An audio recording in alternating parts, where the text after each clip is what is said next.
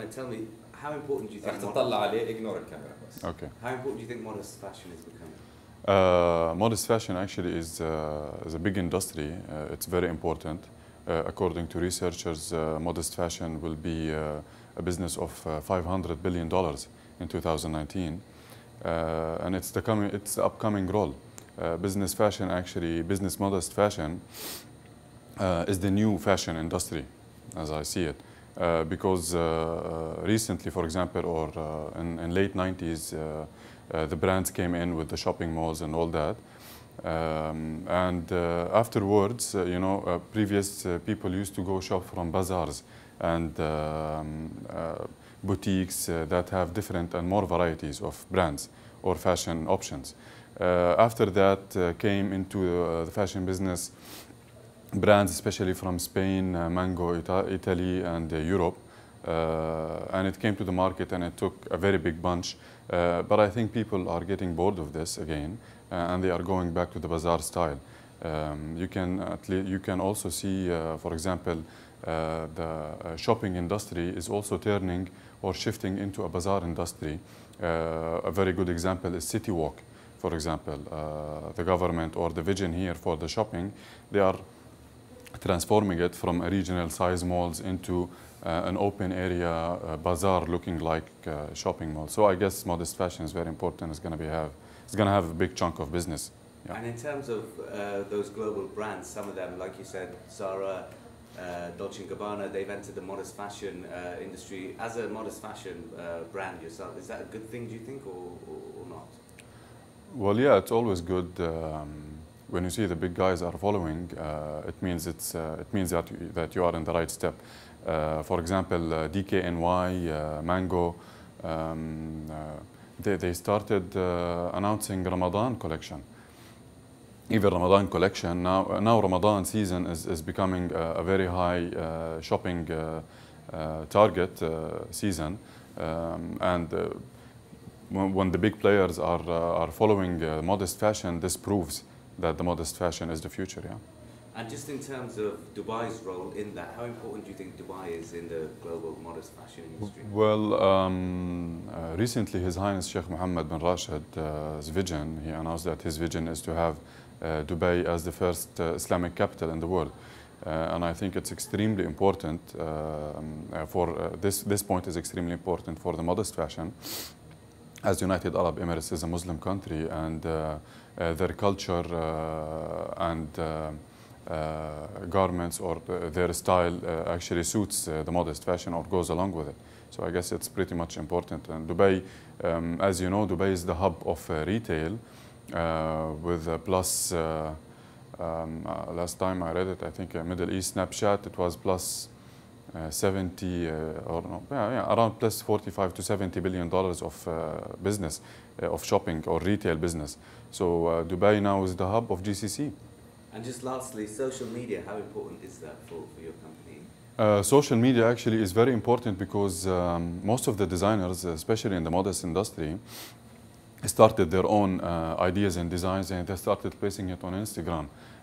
Previously, modest ladies or conservative or whatever ladies who would choose to dress in modest style or cut loose, let's say, loose cuts, they would go to mix and match from different places and spots. Actually, social media helped those designers to expose whatever they want, and this encouraged them to see the potential in this industry. And also it created a very good platform and hub for a presentation. Now people believes, now they are realizing that modest fashion is elegancy. Modest fashion is actually, when we do modest fashion business and modest fashion, we also do it for the potential, of course, for the money and for the financials upcoming. But we also do it because this is a contribution to our society. We do a business, we fill in a gap for a missing or for a certain demand or potential in the market. And we also do a contribution to society by bringing nice and respectful, elegant apparel and styles, models to ladies who are lacking this in the market. Yes. Okay, just to start off with, how important is modest fashion today around the world, do you think? I think modest fashion has always been important. I don't think it's just today, but I think what's happening today is the awareness is so much bigger. That market has always been there. You've never seen this market really fluctuate, because once a woman commits to a modest way of life, especially in Islam, it's for a higher purpose. So that's been going on since the beginning of time. What you're seeing today is very interesting, because you've got the mainstream fashion world taking a keen interest. And for us, that's very important. And in terms of Dubai's role in that, how important is Dubai in the modest fashion, global modest fashion industry now? Is it a centre for modest fashion? Yeah, I think Dubai is very important. Dubai has a few very important positions to hold. And in general, I think for the Islamic economy, they've done a lot. They've contributed tremendously. There's work to do all around for all of us. But I think when it comes to modest fashion, what Dubai has done is they've been an incredible support. For us, the Islamic Fashion and Design Council, I can honestly tell you that the Dubai government was the first to lend IFDC the support that it required to be able to do the work that it does. And we're a strong platform today because of the backing and the support and the friendship of governments like Dubai and other countries. Do you think other cities around the world, other places around the world are looking to Dubai and places around this region for inspiration when it comes to modest fashion? Absolutely, absolutely. When you look at a region like this, you look at such an eclectic blend of wonderful things happening all around, and fashion is no less in that category. And what that does is it actually opens up the variety and the flair and the excitement factor.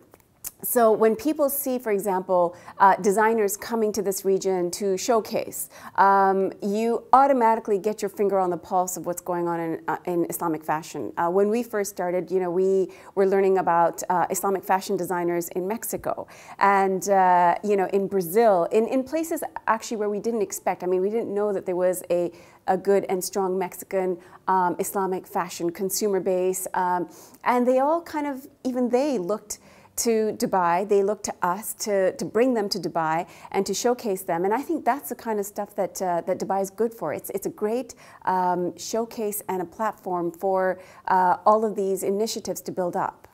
Major brands, like you said, starting to bring it into the mainstream, the likes of Dolce & Gabbana, Zara, Louis Vuitton even introducing modest fashion lines. A good thing?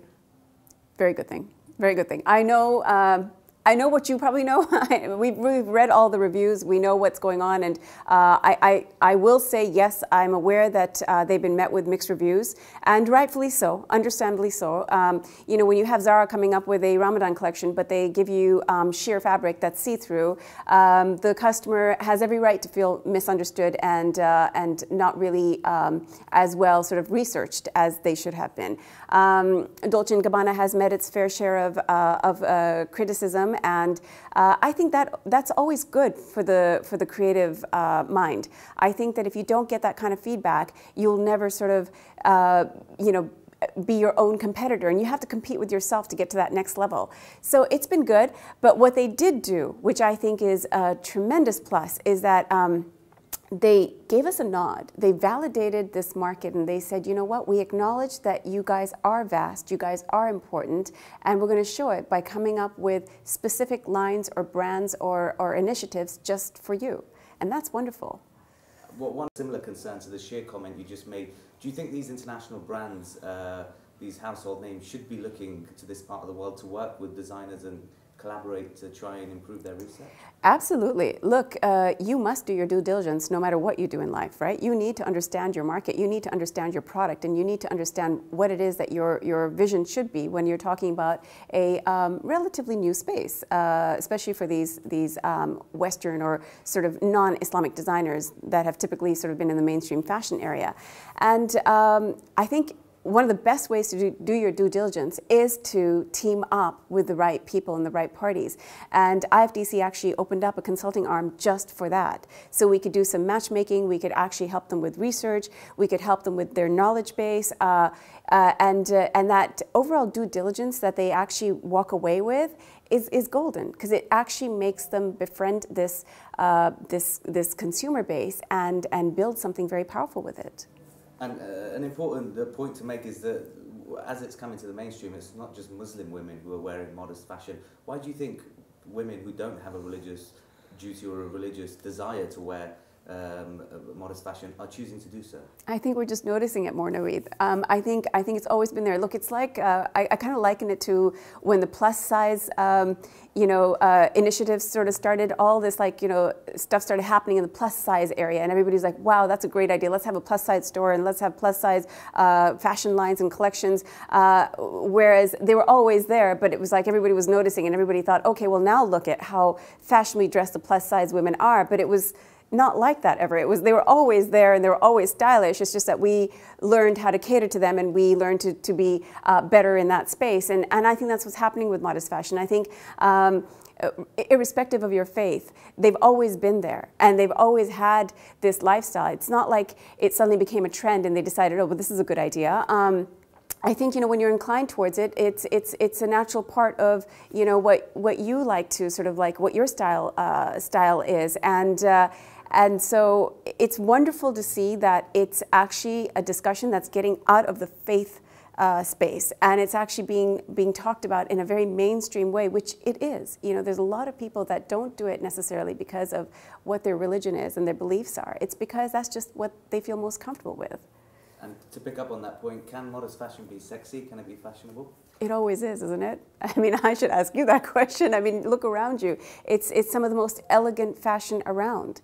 Why is it that sometimes when you see a starlet walking down the red carpet at the Oscars and she's fully clad and she's got the full length and the full sleeves and she looks exquisite and she makes headlines, and it's not just by IFDC, it's not just our news that picks up on it, but it's all over. There's just something very there's just something very elegant about looking stylish and beautiful whilst not having to show it all. It's very hard to explain, but it's very it's a warm sort of welcoming feeling. You almost feel like you want to embody that and you want to emulate that yourself. So it's great.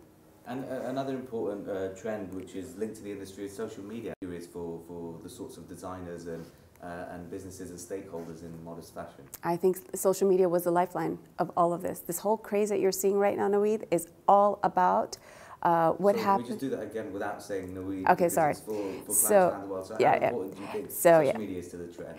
So I think it is a lifeline of what's going on today. What you're seeing today is because social media talked about it, because social media demonstrated, and all the vlogs and the tutorials and the style tips all came out of social media. No other mainstream media was really giving it much attention. So until the consumers themselves took the matter in their own hands and decided to talk about it and decided to encourage each other and share ideas with each other on what they could do. So they would, for example, go to a mainstream store like a Zara or a Mango and say, look, I got these 1, 2, 3 pieces from there, and look how I'm going to convert them so that they can become modest, and therefore we can all sort of get excited about what our options are. So that sort of introduced that whole trend of layering and how you can go to any H&M or any mainstream store and pick up pieces and teach each other how to layer and yet be stylish. And then that took us to the phase that we're at today, which is helping the consumer to get out of the layering tedious process and find pieces that are absolutely sort of are already intact without having to complement it with any under basics. So that's what social media did. It gave us our options and it told us what's going on. And just lastly, obviously in recent months, over the past 6 months or so, there's been a growing force with the bikini ban and stuff. We're selling out, and people were just buying out of just support for this market without even being a consumer for this particular type of fashion. So I really have no problem with it, because I think all of this opens up for a very good and healthy discussion if we can be mature about it. And I think in general people were mature about it. You know, I'd like to see things as a very positive thing in the general movement towards our evolution as the human race.